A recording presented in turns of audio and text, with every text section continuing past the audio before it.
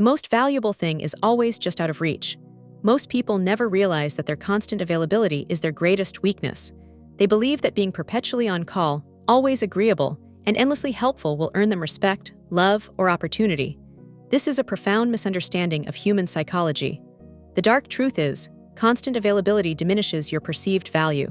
Your brain is wired to devalue what is always present, always easy to obtain.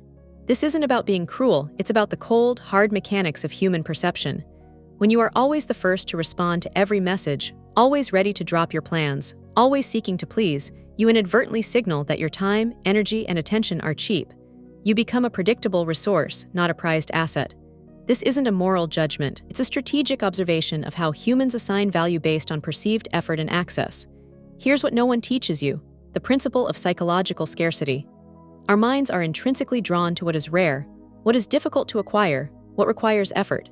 This is rooted in deep-seated cognitive biases like loss aversion, where the fear of missing out on something scarce drives desire, and reactance theory, where restricting access makes something more appealing. When something is abundant, we take it for granted. When it is scarce, our desire for it intensifies. This applies not just to material goods, but profoundly to social dynamics, attention, time, and even presence. Think about high-status individuals or exclusive circles. They are rarely easily accessible. Their time is guarded, their attention earned, their presence a privilege.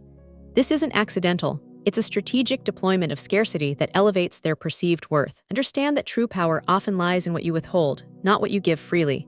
When you are always the first to respond, always ready to drop everything, always over-explaining yourself, you become a commodity. You signal that your time and energy have low value, making you susceptible to being taken for granted or even subtly manipulated. To shift this dynamic, you must cultivate strategic unavailability. This means being selective with your time, your responses, and your emotional investment.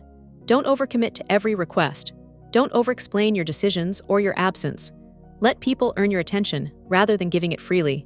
This isn't about playing games or being manipulative in a negative sense. It's about understanding the supply and demand of social capital and positioning yourself as a high-value asset. It's about setting boundaries that communicate your worth without saying a word. Your goal is to shift the perception from always there and easily access to worth pursuing and respected. Because in the arena of influence and personal power, your value isn't determined by how much you give, but by how much you command through your strategic presence and absence. Subscribe if you move different.